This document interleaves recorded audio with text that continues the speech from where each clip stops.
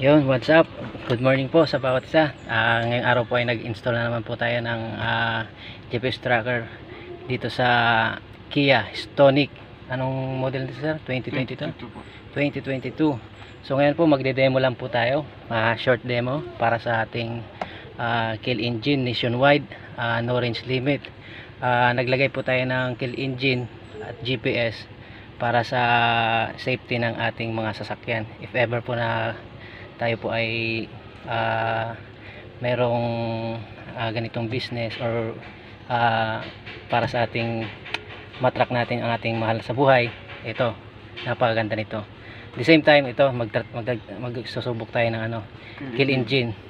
So patry nga po ng sir ng command. Tinext ni sir si GPS. Pag na-receive ni GPS yung automatically mamamatay yung supply at hindi na ito mapapaandar. Ayan, kahit susian natin hindi siya mapapansan. Ayan, so ibalik mo sir yung yung kanyang supply sa pamamagitan ng text. So ayan, nandiyan na yung ayun, gumana na siya. So wala pong abnormal na makikita dito, walang check engine, no cut, no splice, plug and play po. At yun lamang po. Maraming salamat and God bless.